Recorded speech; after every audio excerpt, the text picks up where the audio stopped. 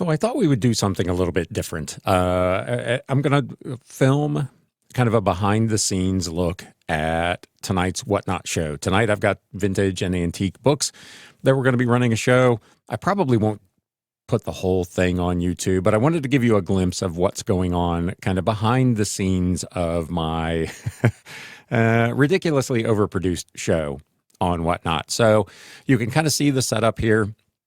I'll give you just a quick rundown. I've got two main monitors. One will have the actual show, what the viewers are seeing. The other one is my OBS screen. You probably can't see it real well because the microphone's going to be in the way. But that is kind of the heart and soul of everything. That's where all of the cameras are connected to show what's going on. And then I have a third one up here, which is normally my teleprompter, but it actually has tonight the screen that I'm recording for all of you, so I can kind of see what's going on there. So that's kind of that setup. We have got kind of the standard. I've got my microphone, which is run into over here, my Rodecaster Pro 2, which is where all of the sound effects are stored and all of that, in addition to running all of the sound from the mic. Then I also have a Stream Deck, the standard Stream Deck, which I will use to kind of switch between cameras and to put graphics on the screen. So if you're not familiar with any of my Whatnot shows, you might want to go and take a look at that. This show was recorded on 11/13. This will probably be put up for members early, and then will be available for everyone sometime in December. But you can go on to Whatnot and look at past shows and kind of see what this show looked like versus what you're seeing here behind the scenes. So with that, we're a couple of minutes away from getting started here. I'll probably edit out this chunk of dead air that's coming up in between. But sit back and enjoy at least a little bit of a glimpse of what goes on behind the scenes at one of my Whatnot shows. Salem, hello. Give it just another minute or two, and then we're going to get started with tonight's show. We've got 20 vintage and antique books, a little bit of everything, poetry, novels, business book. I'm not sure if I've got any religion in tonight's show. I want to say I do not. I know I get asked for that quite a bit. I don't think I've got anything, but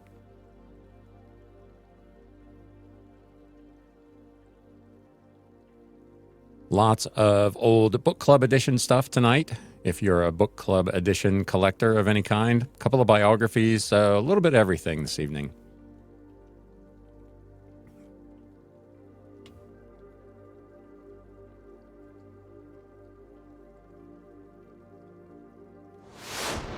We are going to go ahead and get this thing rolling.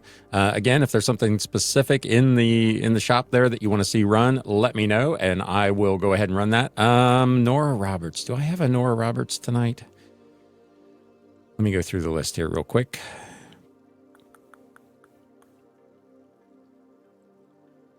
I have a Nora Lofts, and a Victoria Holt, but no Nora Roberts this evening. No Danielle Page. No, sorry. Nothing tonight from either of those. So we're going to go ahead and get started with this first book. This is from 1929, a revised edition of 101 poems with a prose supplement. This was compiled by Roy J. Cook, published by the book division of the Cable Company from Chicago, Illinois. It's a paperback, again, from 1929. A little bit of discoloration on the cover. It does have a name stamped up at the top. But again, for a book that is coming up on 100 years old and is a paperback, I would say it's in pretty good shape, actually.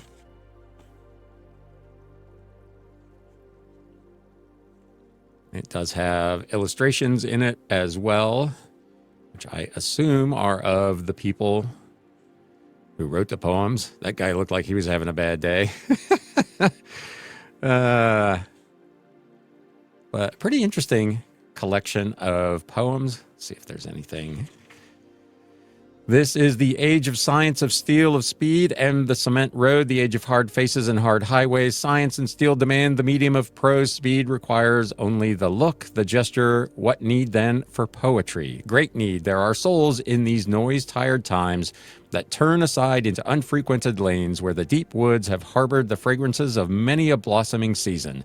Here the light, filtering through perfect forms, arranges itself in lovely patterns for those who perceive beauty. It is the purpose of this little volume to enrich, ennoble, encourage. And for man, who has learned to love convenience, it is hardly larger than his concealing pocket, said Roy J. Cook about this book. Funny, that was written in 1929, and that would be appropriate to say today as well. These will be 15-second auctions. Most of today's are going to be $1 starts. There are a couple that are pretty unusual pieces that will be a little bit more than that, but this is going to be a $1 start. And go for 101 famous poems from 1929. Good evening, KPTY, and everybody else who joined while I was rambling away there.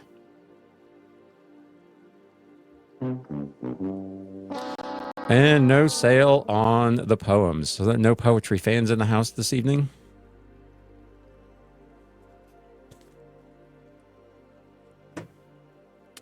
Next up, we have a novel from 1979. This book is probably in worse shape, actually, than the one we just had from 1929, which is kind of weird.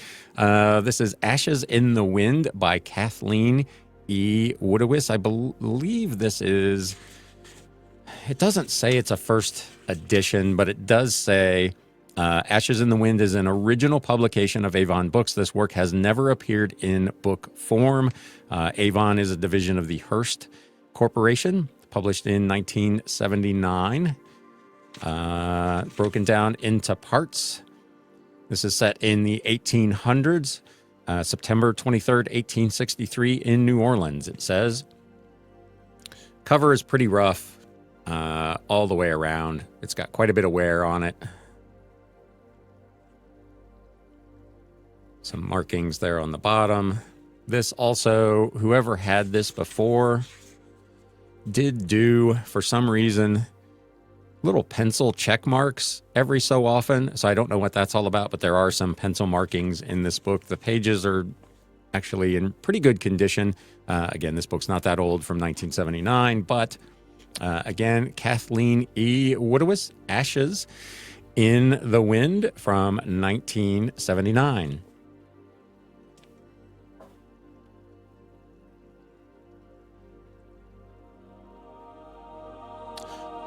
And go for Ashes in the Wind, Kathleen E. Woodowis, 1979, Avon, first edition hardcover. Hello, Some Small Things. Welcome.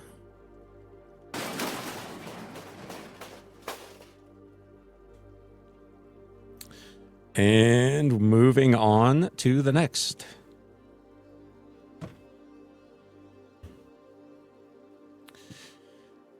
I believe this is called Bridie Steen. It's written by Anne Crone. This was published in 1948 by Charles Scribner's and Sons.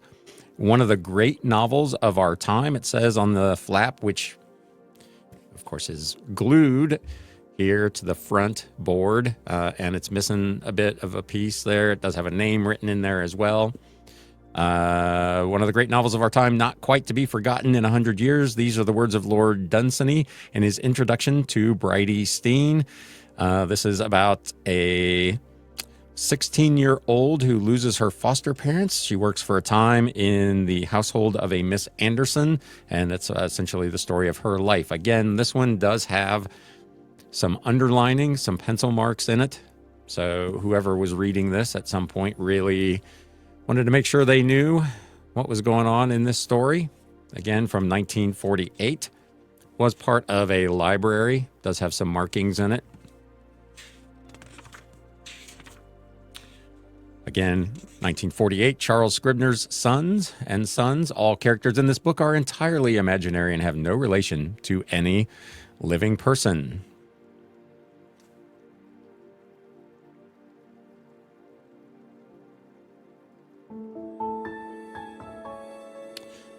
And go for Bridie Steen by Anne Crone from 1948.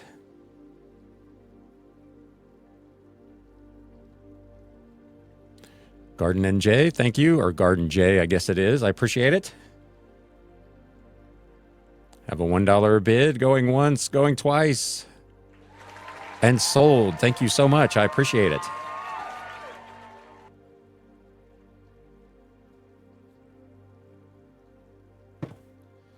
For anyone who is first time here at my shows, I do ship the next day. These will go out tomorrow morning. You may actually get a shipping notification tonight because I usually pack everything up immediately after the show. So I don't have to do it tomorrow when I'm packing orders from other sites as well. Next up, from 1945, a second printing from World Publishing, Canal Town by Samuel Hopkins Adams. This is... Again, the World Publishing Company. This is printed in 1945 in kind of accordance with wartime regulations for paper. So this has significant tanning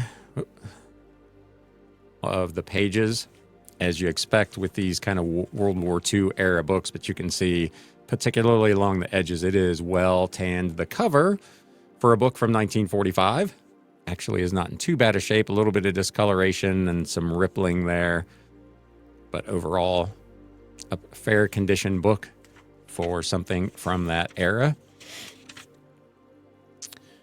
The foreword says that vast Clintonian enterprise, the Erie Canal, brought with it to Western New York not only progress and prosperity, but unforeseen upheavals. The peaceful countryside was beset by an alien interruption. Disease and social laxity marched with economic expansion. The early days of the Big Ditch saw the minds of men broadened and their morals loosened. From old, half-forgotten records and family legends, the author has attempted a reconstruction of an American phase not of sufficient intrinsic importance to have found a place in history. In writing a historical novel devoid of historical characters, he has avoided the irksome necessity of justifying his personages. If any resemblance to individuals once living be found in the story, it is more by luck than art, though the author would be happy to think that it was so. So this is historical fiction from the Erie Canal era, written and published during World War II. So interesting piece.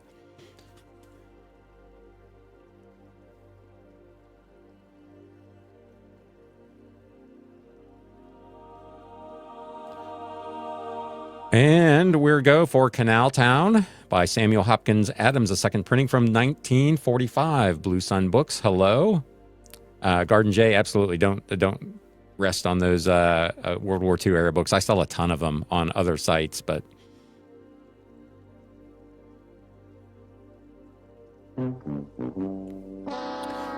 nobody wants this one this evening. So we will continue to move right along. At the end of the show, anything that's left I will go through one more time for anybody that might be interested or showed up a little bit late. Next up, a little bit more recent one. This is a book club edition from 1981 called Chantal by Claire Lorimer. It is a Nelson Doubleday book club edition, another historical fiction novel set in the early 1800s, 1831 to 1840. Has a cast of characters. And again, this is another one that does have some pencil marks in it, denoting particular passages that whoever was reading it found of interest. So bear that in mind as you're looking at it. The cover is in really good shape.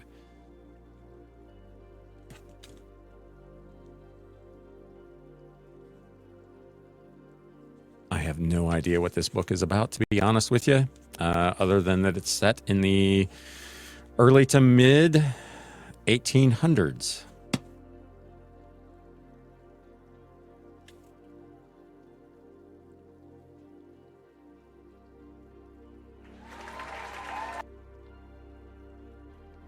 So I mute my mic so I can clear my throat. Then I forget to do it. Then I hit the wrong button. So that was a really bad start. Let's try this again.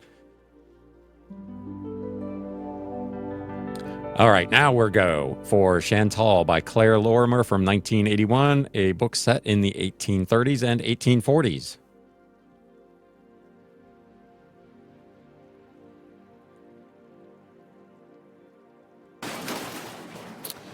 And no go for Chantal.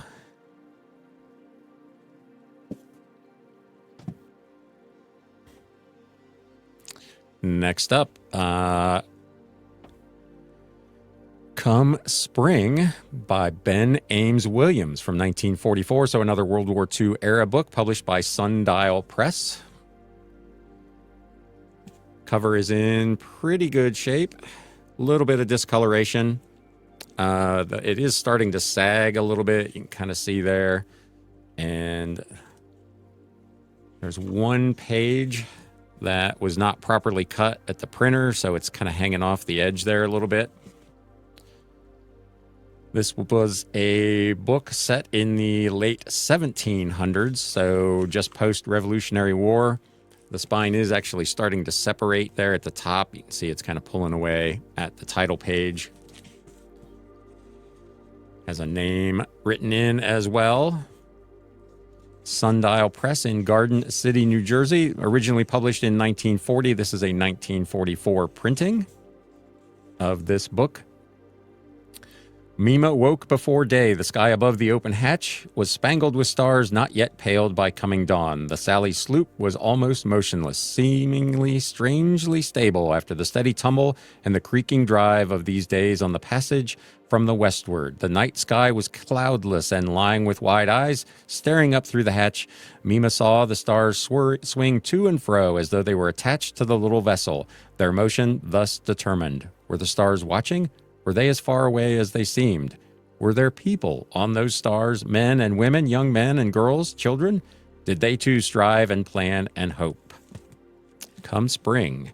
Fair condition at best, a readable copy, but certainly not a collector's copy by any stretch of the imagination. This is another $1 start.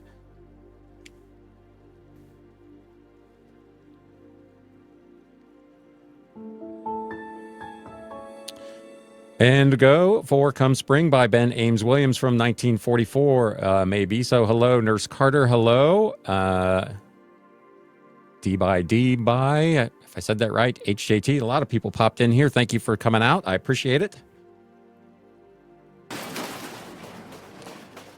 Nobody interested in Come Spring by Ben Ames Williams. So we will continue on to the next.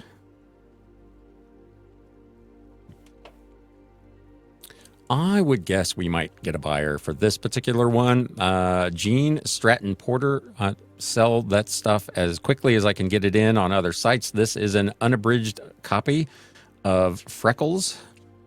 It's a hardcover with kind of a photo cover. The art is actually on it. It's not a dust jacket. That's actually the cover of the book. This is a 1965 Whitman Classics.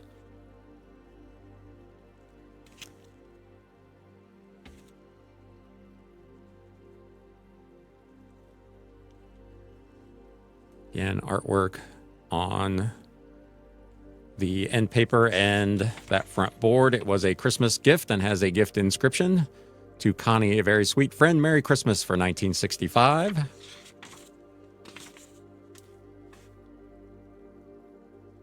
Again, an unabridged version. It does have illustrations. Pages have a little bit of tanning, but overall are in pretty decent shape. Let me see if I can find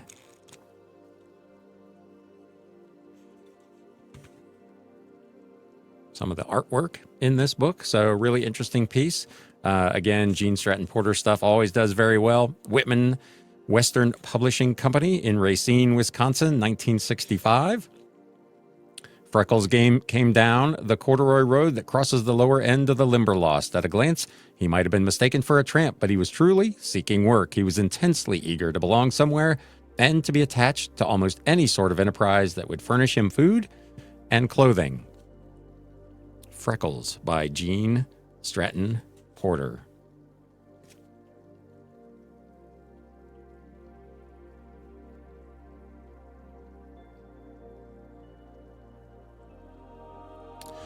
And let's go with Freckles, Gene Stratton Porter from 1965, a Whitman Classics illustrated hardcover.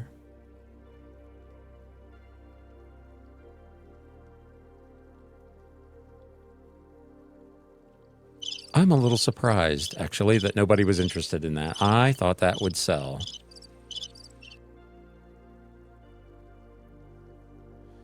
Blue Sun Books, hello.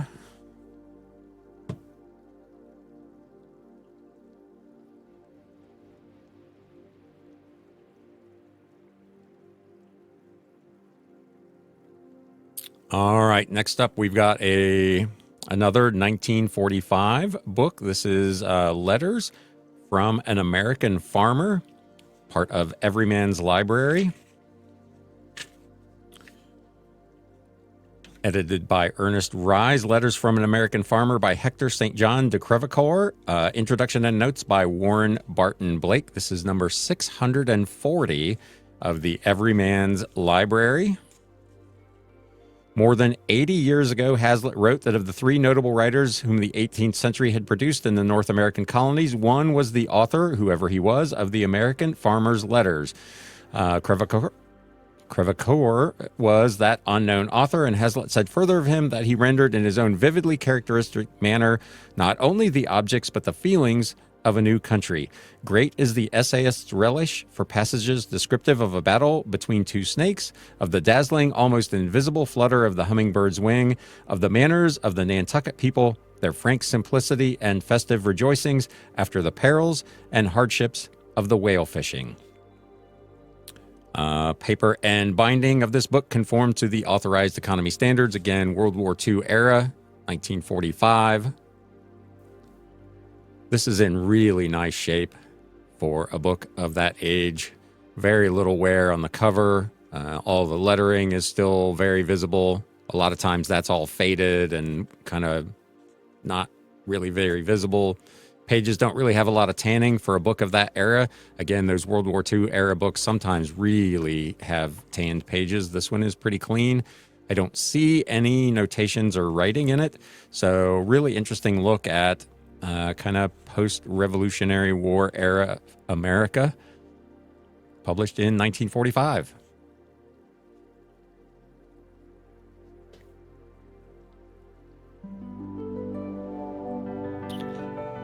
And go for Letters from an American Farmer from 1945, part of the Everyman's Library.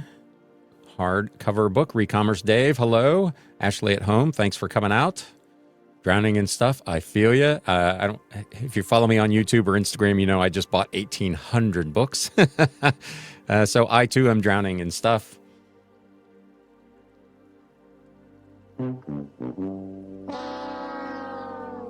That's why I was trying to sell some of these this evening, but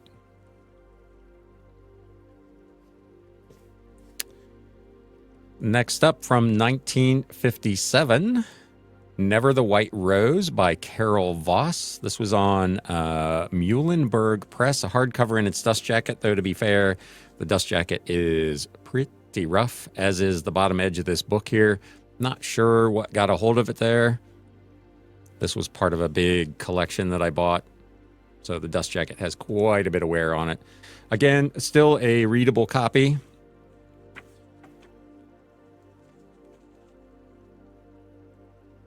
My YouTube channel, if you just search for Galaxy CDs Rocks, you should find all of my stuff. That's where my Instagram is, my YouTube, the podcast, kind of everything is under Galaxy CDs Rocks or Galaxy CDs Rocks and Flips. So I do a couple of shows a week. I do a podcast, which is geared really at people who do reselling for a living. So it covers news and notes, things that are going on with the platforms, eBay, Etsy, Poshmark, and so on. In addition to anything business related that might affect those types of businesses. So like changes in taxes or shipping costs and that sort of stuff. So it's kind of a newscast, if you will, for people who resell. And then I also do a What Sold recap where I talk about things I've found and sold and what kind of money I made or not made on them. And then generally every Wednesday morning, I do a live show where we just sit around and chat about that sort of thing as well. So yeah, feel free to look it up if that is your jam. So again, a fairly readable copy with some fairly significant damage on the dust jacket and at the bottom of the cover there. Never the White Rose. Carol Voss. Here is the story of Ruth, a girl from the other side of the track who went to school with Clay, the boy from the proper side of town who planned to marry Clay until Maida, her sister, changed things. This is the story of how Ruth reacted and what she did and how it changed all her dreams. How the little town talked about her unmercifully, leading her to Quillen, who tried to make her happy and did, but it was never the same being married to Quillen, for she had always loved Clay and always would. Aw. Never the White Rose. With an intro like that, somebody's got to pick this up, right?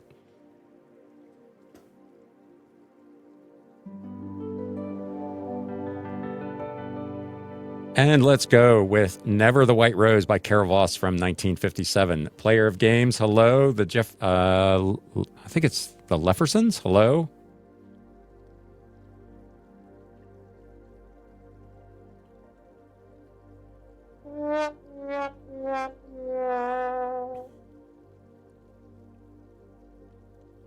Yeah, Garden J, the bottom of that is pretty rough. That's why I started it at $1. I thought maybe as a reader copy, somebody might be interested in it, but totally understand why that would be the case. So no worries. Next up is the oldest book in today's lot. This one is from 1877. This does have a pre-bid of $3 on it already. This is Orton and Sadler's Business Calculator and Accountant's Assistant. Really cool old book. A cyclopedia of the most concise and practical methods of business calculations, including many valuable labor-saving tables, together with improved interest tables, decimal system showing the interest on from $10 to $10,000, rate 10% per annum, and so on. It was written by Hoy D. Orton and W.H. Sadler. They were both kind of bankers and businessmen. Orton was from the Naval Academy. Sadler was president and founder of Bryant and Stratton Business College. So really cool book. Original price from 1877 was $1. Awesome. It is, as you would expect for a book of that age. It's got some chipping and some wear and some fading on the cover. A little bit of damage down there at the bottom of the spine. Bryant and Stratton Business College, Baltimore, Maryland. Cool old book. It has an inscription on that front board from 1879. Again, all that. They used to put like all kinds of stuff on the title page. I mean, look at that. That is crazy. Again, Baltimore, entered according to Act of Congress in the year 1877 by W.H. Sadler. The principal features embodied in this work are simplicity and brevity. There can be nothing new in principle, but so far as the author's knowledge extends, there are peculiar methods and abbreviations in the practical applications of the rules of addition, multiplication, fractions, percentage, interest, averaging accounts, and mensuration have not heretofore been published, except such as are contained in the work of the senior author, known as Orton's Lightning Calculator. It does have some illustrations in it as well.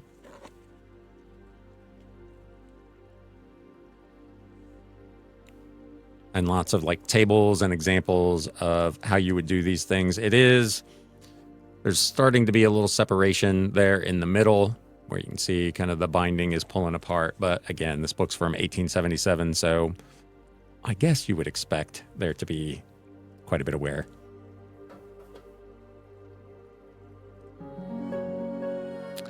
And we are go. We have a $3 starting bid from Pounce de Lyon. Thank you.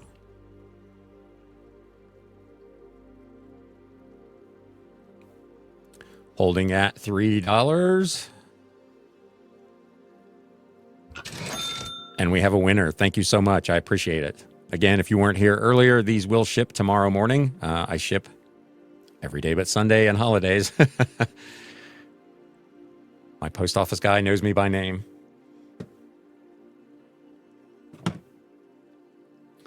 We are officially halfway through. Next, we have another old book, though not as old as the last one. This is from 1911, Selections from Lincoln, part of the Standard English Classics series. Selections from the letters, speeches, and state papers of Abraham Lincoln, edited with an introduction and notes by Ida M. Tarbell, published by Ginn and Company in 1911. This little book is founded on the compiler's conviction that the most practical and inspiring guide our history offers for developing genuinely democratic Americans is the life of Abraham Lincoln. Coupled with this conviction is a second equally strong, that the best place to study Lincoln is in his own writings. A little bit of staining and wear on the cover. Again, for a book that's over 100 years old, I would say it's in fairly decent shape.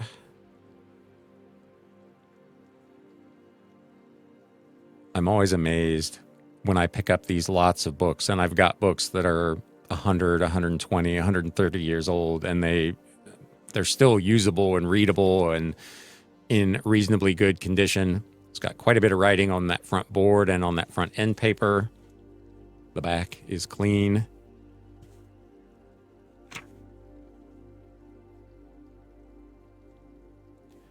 A book that is probably fitting for our times. We seem to have a lot of those here. There are a few instances of some notations in it, but overall in pretty nice shape from 1911. This is a $2 start.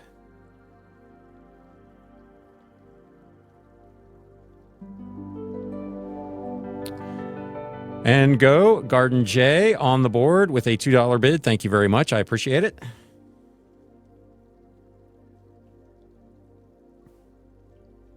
Holding at 2. Do I have anybody else? Some Small Things at 3. Thank you. I appreciate it. Garden J at $4. Hello, Animal Vet and Nurse Carter. Thank you for popping in. Garden J at 4 is our winner. Thank you so much. I appreciate it. That's a cool little book. I hope you enjoy it.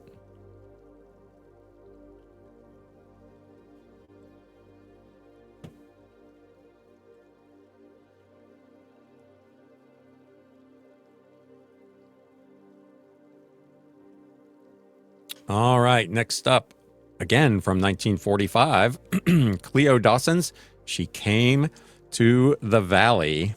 Every Good Wish. I'm not going to swear that that is an autograph because I was not alive in 1945. Close enough, 1965. But nonetheless, it does appear at least to have maybe a gift inscription from the author. It does have a book plate on the front board. Remember ye not the former things, neither consider the things of old. Behold, I will do a new thing. Now it shall spring forth. Shall ye not know it? I will even make a way in the wilderness and the rivers of the desert. Isaiah 43, 18 and 19. This was published originally in 1943. This is, I think I typoed that wrong. It is a 1944 sixth printing. And again, this one does have some underlining, some pencil marks. Willie Westall was one of the women in the world who had found her wholeness in the man she married. She opened her eyes wide, then shut them tight. She did not want to see. She was afraid that all the preciousness might move over the edge and be gone. She squeezed her eyelids together and lay there, reveling in the close, warm comfort of her covers. Then she opened her eyes, turned her head, and deliberately looked out the window, and sure enough, there, everything was just as everything had been when she had gone to bed.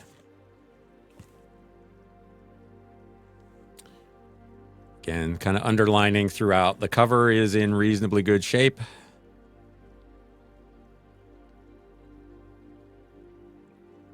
Published by William Morrow. What did I say? Sixth printing from 1944. Yes. So another World War II era book set sometime prior to that, I would say.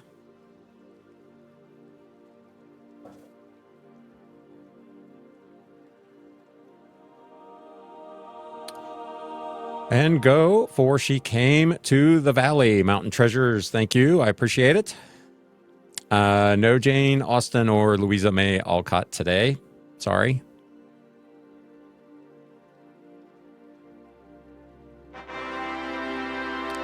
Thank you so much. I appreciate it.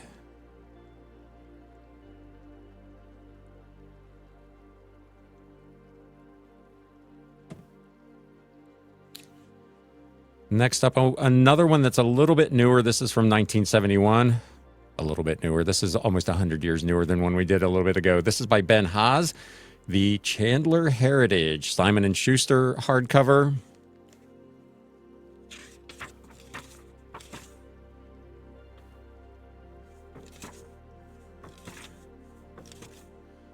All that summer the boy watched the road, a narrow band of deep, powdery dust when dry, a rutted swamp of blood-colored mud when wet. It spilled into the valley from the north, followed the river between wooded slopes barely scratched with feeble cultivation, and, 10 miles on at the valley's mouth, joined another, larger track. Because it was a shortcut from Virginia, it carried that summer a vast traffic of men and animals, the defeated soldiers going home. So that would sound like a maybe Civil War era. Pages are really clean. This is in nice condition. A little bit of wear on the cover, but overall, this is pretty nice.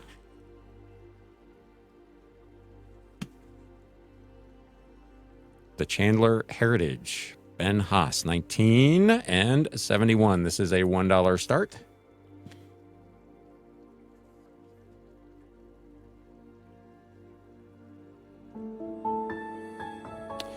And let's go for the Chandler Heritage by Ben Haas from 1971. Thomas Ant, hello. Frankie T, thank you for coming out. Mountain Treasures 101, thank you for the bid.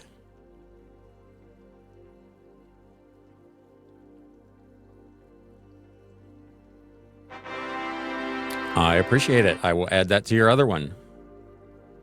Again, for anybody who was not here earlier, these will ship tomorrow morning. You may get a shipping notification tonight because I will pack all of these up this evening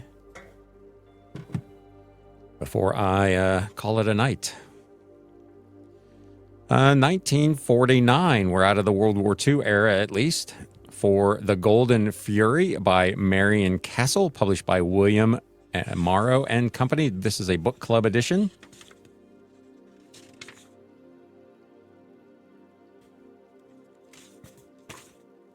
The column of dust-furred vehicles jolted to a halt. Since early morning, the wagon train had moved westward across the vast mountain-rimmed lake of grass called South Park. Not that South Park, I'm guessing. Now it was forced to pause here at the base of the Mosquito Range so that the drivers could help each other over Weston Pass. As the creaking and rumbling of heavy wagons ceased, lesser sounds stood out in the chill autumn brilliance, the delicate metallic chatter of bit rings and tug chains, the relaxed snuffles of horses stamping and shaking themselves, the routine cursing of freighters as they unhitched their teams. This is another one that does have some instances of pencil underlining in it. Set in the Old West, published in 1949. Cover is actually in pretty decent shape. Again, really nice on the spine. Carrie King, hello.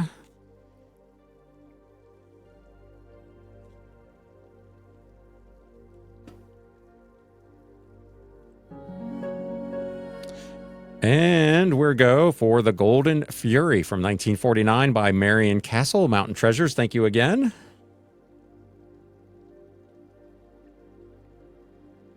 $1 to Mountain Treasures. Actually, $1 to me. And a book to you. Thank you so much.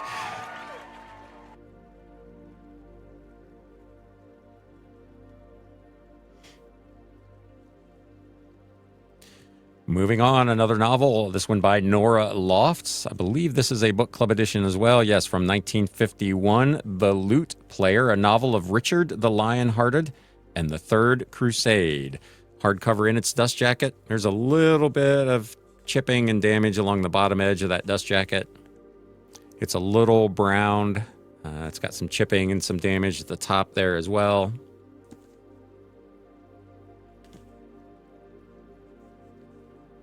"14 Relics, hello. Welcome to Wednesday.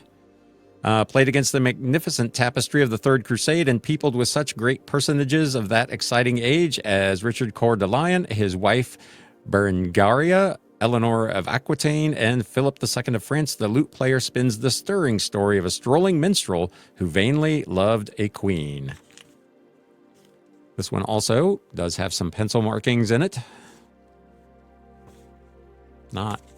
Not as many as some of the ones we've had this evening, but a few.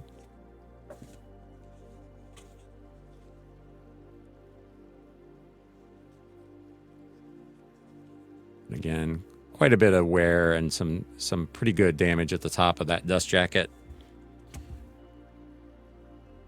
But it is from 1951, so there's that.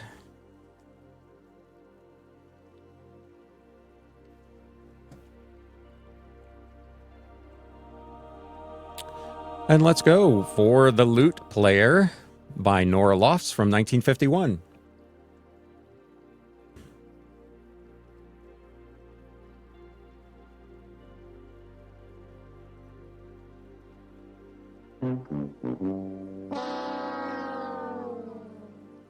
Or let's not go for The Lute Player by Nora Lofts. Next up, we have The Shivering Sands by Victoria Holt, the author of Mistress of Melon and The Queen's Confession. This was published in 1969. It is another book club edition. The new novel by the modern mistress of romantic suspense is set on the coast of Kent at a great estate overlooking the infamous Shivering Sands quicksands that have swallowed entire ships unfortunate enough to sail into them. Caroline Verlaine, a young widow, comes to work at the estate hoping to discover the cause of the mysterious disappearance of her sister, who had been studying the nearby Roman ruins. Caroline found her employers a strange family, haunted by tragedies of the past, scarred by distrust. Yet she found herself irresistibly attracted to them, especially the family's dark, moody young scion, of course. But not until she had retraced her sister's fatal last steps could she answer the crucial questions about the family's past and her own future. Ooh. Cool art on the cover. A little bit of wear, some minor damage at the top there.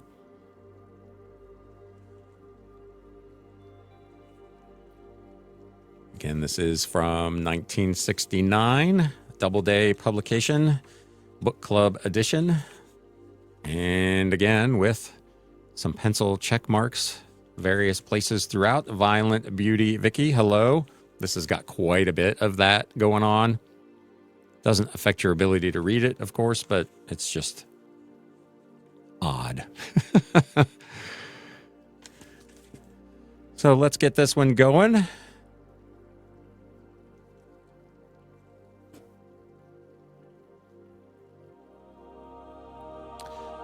Victoria Holt, The Shivering Sands from 1969, Doubleday Book Club edition.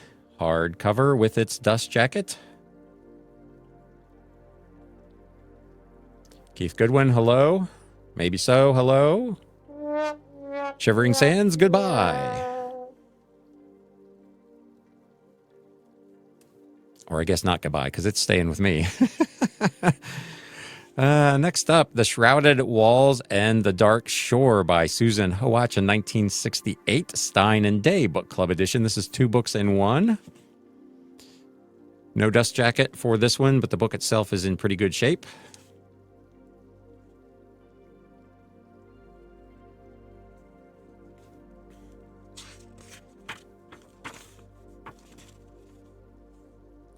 The Shrouded Walls, published in 1968. The Dark Shore in 1965. We were 17 when our parents died. Alexander was away at school in Harrow, and I had just begun my last term at Miss Shearing's Academy for the Young Ladies in Cheltenham. So neither of us was at home. My father had had an extravagant turn at the races, drunk too much whiskey, and then had insisted on taking the reins himself from the coachman and had driven full tilt across Epsom Downs before misjudging the bend of the road as it sloped to Tattenham Corner. My mother, who was with him, died instantly, and my father himself only lived for 7 hours afterwards. The tragedy was the talk of society, for our father was a prominent member of the Parliament, a gentleman with a country seat in Lancashire and a considerable fortune invested in the cotton mills of Manchester, while our mother was an émigré from the bloodbaths of the French Revolution, a daughter of an aristocrat whom Robespierre had sent to the guillotine. Woo. No 18. I had one book earlier from 1877, but that one has already sold. Again, another one with some pencil check marks and even a little bit of a note there. Mountain Treasures. Yes, I will rerun that. So again, the Shrouded Walls and the Dark Shore, 1968 Stein and Day Book Club edition.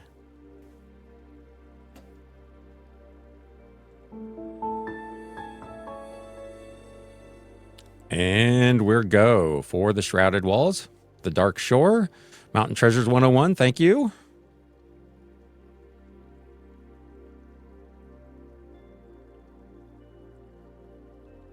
Going. And sold to Mountain Treasures 101. Thank you. Let me run this poetry book for you again before we continue on here.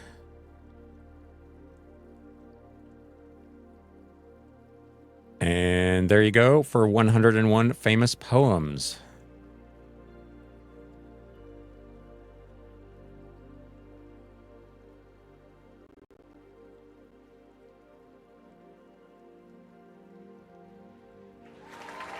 Thank you.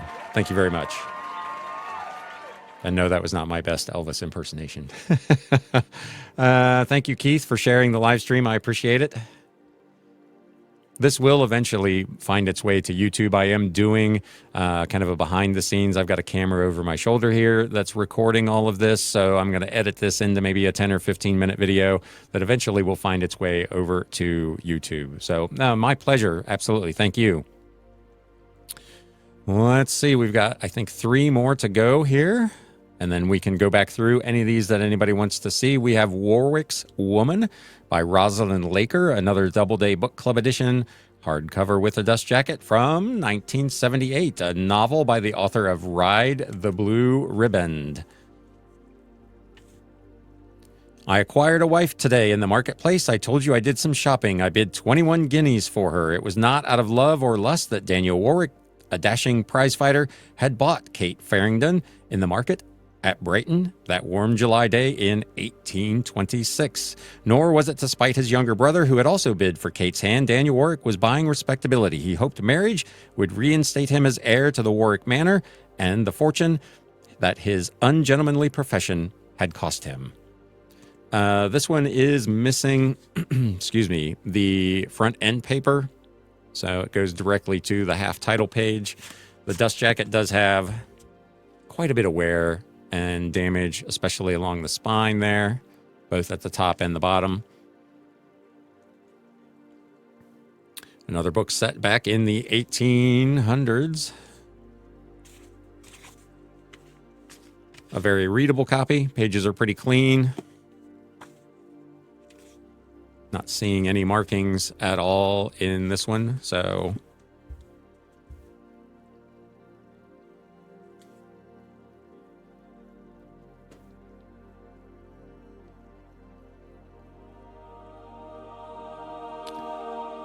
Warwick's Woman by Rosalind Laker from 1978, hardcover in its dust jacket, a book club edition.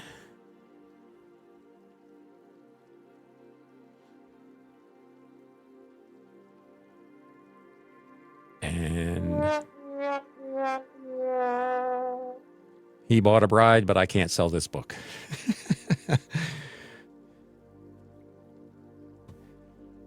Moving on, and thank you again to everybody that's joined. There are some unsold books that are still showing up in the shop, so we will go through those again. If you see something in particular that you would like to see run, let me know, and I would be happy to do that for you. Carolyn Powell, hello. One Visigoth, hello. Thank you for stopping out. Next up, we have got Will Rogers, Ambassador of Goodwill, Prince of Wit and Wisdom. This was written by P.J. O'Brien, and it has an appreciation by Lowell Thomas. It covers his boyhood days with a circus in South Africa, lassoing success in vaudeville, the first wisecrack on Broadway with Ziegfeld's Follies, star of stage, screen, and radio, his courtship and family life, anecdotes, philosophy, and witticisms, tragic flight with Wiley Post. Will Rogers, Ambassador of Goodwill. It does have its dust jacket, but to be fair, the dust jacket is pretty rough.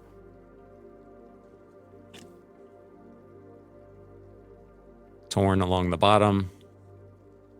I generally, unless it's literally falling apart, I'll include the dust jacket on these, and you can make a decision whether you would like to keep it or not. I know a lot of people like to have them regardless of their condition. It does have some writing on the front end paper as well as on that board.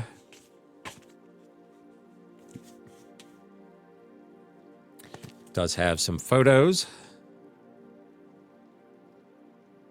Pages fairly lightly tanned, but overall are in pretty good condition. Again, considering the age, this is from 1935, published by John C. Winston.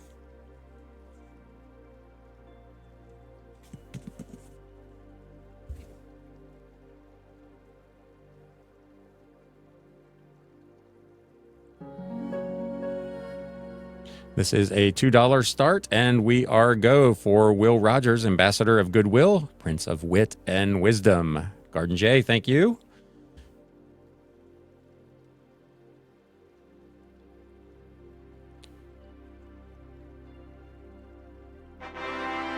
I appreciate it. Interesting old book. He was quite the character, my understanding.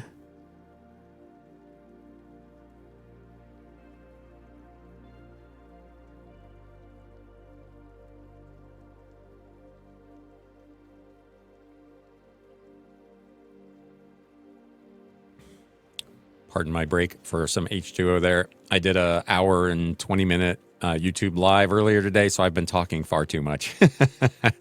This last one, Winter Wheat, a novel by Mildred Walker, the author of Dr. Norton's Wife, The Brewer's Big Horses. This is from 1945, Harcourt Brace and Company. This book, like all books, is a symbol of the liberty and freedom for which we fight. You, as a reader of books, can do your share in the desperate battle to protect those liberties by war bonds. So this is definitely World War II era. Quite a bit of wear and damage on that dust jacket. Again, I include them unless they're like completely falling apart, which this is probably on the border of, but hard, dark winter, northern spring, wheat quotations coming over the Montana radio, words that might have meant to Ellen Webb sweat of plowing and threshing, dread of drought and hail, but they really meant green of springing wheat and gold of harvest, for in Ellen, her Russian mother's endurance and her New England father's unspoken poetry joined with her youth to make wheat growing a thing of pride and joy and deep satisfaction. Let's have a name written on that front end paper. (1944), and again, the notice that it complies with the wartime regulations stuff, which is always interesting. Pages, not as bad as that one we had earlier, but you can see they do have quite a bit of tanning, particularly along those edges. I don't see any notes or writing in this one, so pretty clean overall.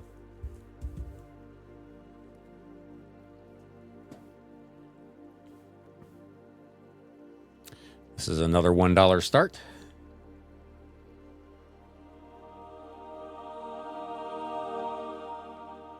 Mountain Treasures, thank you again. Winter Wheat, we've got $1 on it. Garden J bids 2. Mountain Treasures now at 3. Garden J at 4. Thank you very much. I appreciate it.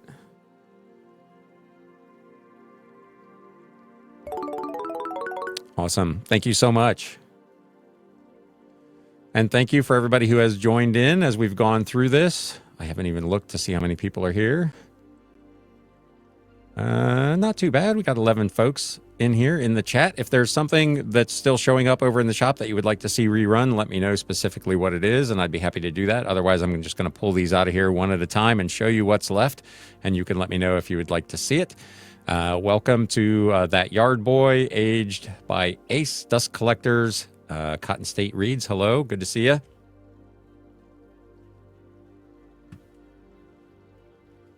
We still have Warwick's Woman by Rosalind Laker.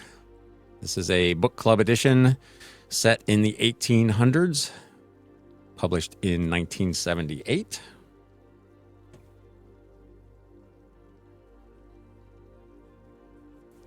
We still have The Shivering Sands by Victoria Holt, another book club edition. This one from 1969, hardcover in its dust jacket. This dust jacket is actually not in too bad a shape. If anybody would like to see that run, let me know.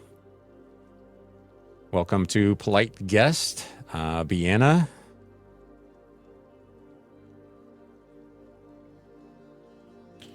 We still have Nora Lofts, the lute player, set in the Third Crusade. This is another book club edition, hardcover in its dust jacket, with a dust jacket that is a little on the ragged side, but still a nice reader's copy. Those are all $1 starts.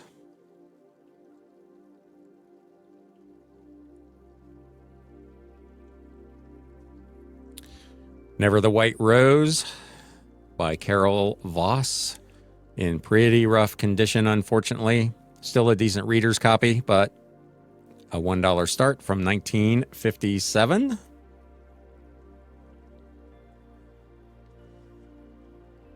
My stack of books just about collapsed on me. That would have been ugly.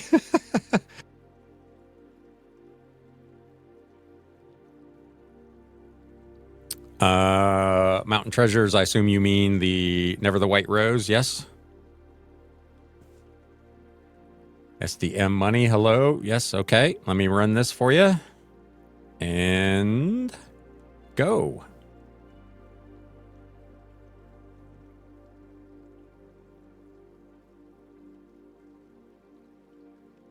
Talked yourself into it, huh?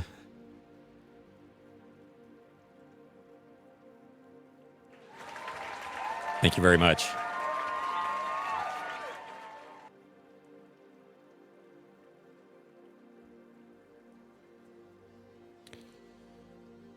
From 1945, a reprint of Letters from an American Farmer. This was originally written, I believe, in the 1800s. Somebody was asking about books from the 1800s. This might have even been from the late 1700s. The book itself is from 1945, but the contents of the book are older. This first published in this edition in 1912, and this most recent reprint was from 1945.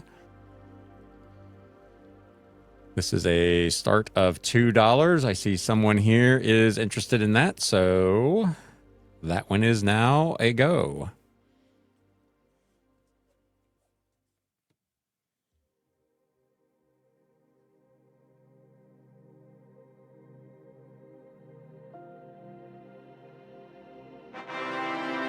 Thank you again. I'm going to need a pretty good sized box for you.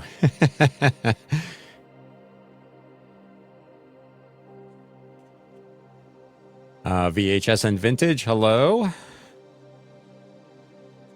Here's one that I was pretty sure was going to sell and has not. So we'll try it again.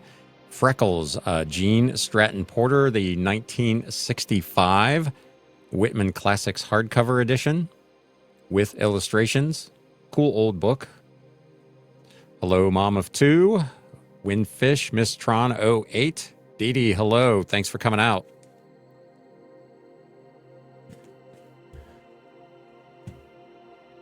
If you are just coming in, if you see anything in the shop that is still showing as available that you would like to see run, let me know and I'll be happy to run it. I'm kind of walking back through those now, but I'd be happy to run anything specific that you see.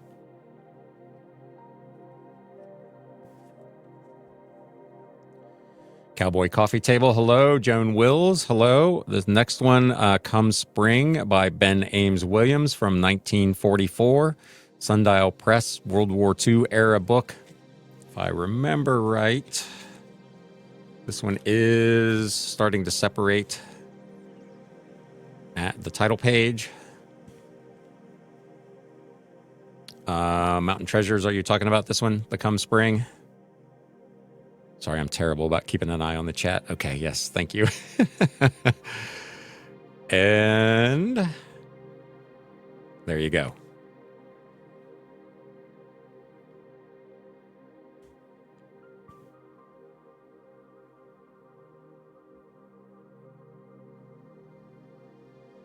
Mountain Treasures at $1 is our winner. Josh Joe, hello, thank you. Thank you again.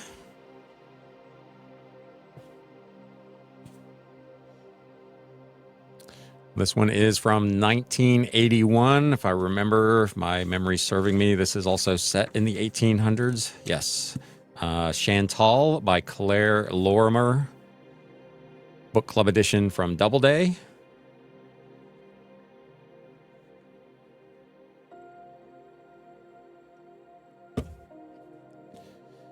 We have Canal Town by Samuel Hopkins Adams from 1945, another World War II era book. This is a historical novel about an area around the Erie Canal.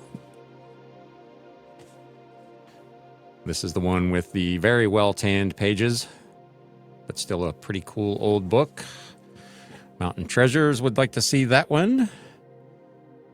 Ask and ye shall receive. That one is now live.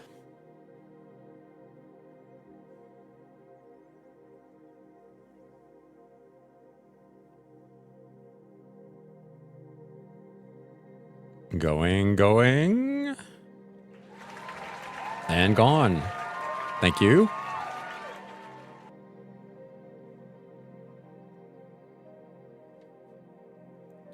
And then the last one that is still available, Kathleen Woodowis, Ashes in the Wind. This was from 1977. Thank you. No, I appreciate it. Probably the roughest looking book in tonight's collection, and it's only from the 1970s.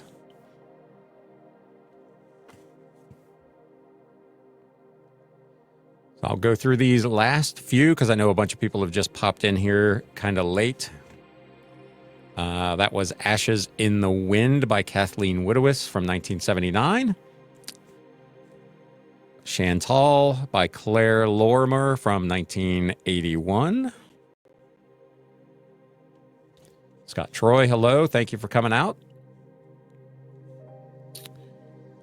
Gene Stratton Porter's 1965 Whitman Classics hardcover version of Freckles is still here.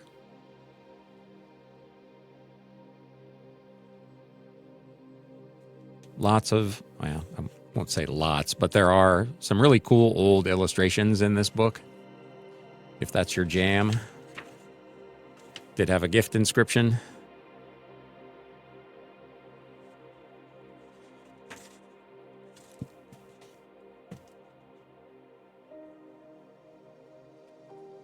Nora Lofts, The Lute Player from 1951, set during the Third Crusade.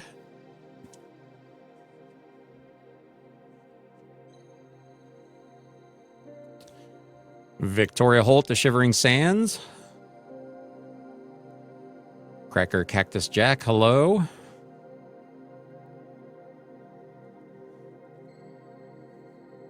And the last one that is still available is the 1978 Book Club edition, Warwick's Woman by Rosalind Laker. If anybody would like to see any of those, let me know and I will be happy to run them again. If you're still here and interested, my next show is going to be on Friday. The Friday show is Vintage Science Fiction and Fantasy Paperbacks. We'll have 20 of them Friday night. That's at 7 p.m. Eastern. Next week, we will have, I believe next week's vintage show is actually all vintage children's books. So pretty interesting collection of stuff there. And then the following Friday again will be science fiction. So if that is something you would be interested in, please be sure to stop out, bookmark those. They are all already loaded, so you can see what the books are in those shows up through the next couple of weeks. So again, Friday, vintage science fiction and fantasy. Next week, vintage children's books on Wednesday, same time, 7 o'clock Eastern. Oh, well, thank you. I just celebrated my 59th birthday, so that makes me feel good. Thank you so much. I am single too, by the way. Oh, that's terrible.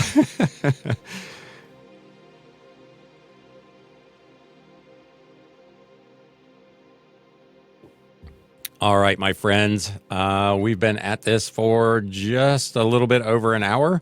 I'm actually in Hamilton, Ohio. I'm kind of in the greater Cincinnati area. So, and you? I am always curious where everybody is from. Like, again, being old, I'm old enough to remember when like the internet wasn't even a thing, and you just didn't have the ability really to meet and communicate with people from on the other side of the planet or whatever. So this is just a really cool thing to be able to get on here. Like I said, I do my YouTube lives and I do these shows, and you just meet a lot of random people from kind of all over that you would have never had a chance to meet. So I'm always interested to know where people are from. Whereabouts in Indiana? Books, Bricks, and Kicks. Hello. You can take a look if there's anything there still showing available in the store that you would like to purchase. I'd be happy to rerun them before we get out of here. Thank you. I'm holding up all right for an old guy. I try to eat right and exercise and all that stuff. I'm trying to do all the right things, except for the occasional wings and beers. Recommerce Dave, hello. Always good to see you. Okay. I've been to Muncie. I used to do a lot of bike riding. I used to ride thousands of miles a year, and I did a ride from whatever it's the Greenway Trail, I think it is, that runs well through Indy. I picked it up at Richmond and rode to Muncie and back on a ride. So I have been up that way. Well, I hope to see all of you again. Friday is vintage science fiction and fantasy. Next week at this time, Wednesday at 7 o'clock, will be vintage children's books. Until then, yeah, the Greenway. Yep, that's the one I was on. Yep. I actually got a flat tire on my bike on the way up there. That was not pretty, but I managed. I made it back. So I'm still here to tell the tale. Again, thank you to everyone who came out, spent a little bit of time here this evening. Thank you to everyone who made a purchase. I will be packing these up in the next few minutes, but there's quite a few of them going out, so it'll take me a little bit. But you may get a shipping notification tonight, and these will be dropped off at the post office tomorrow morning. Again, hope to see you all soon, and for now, thank you, over and out.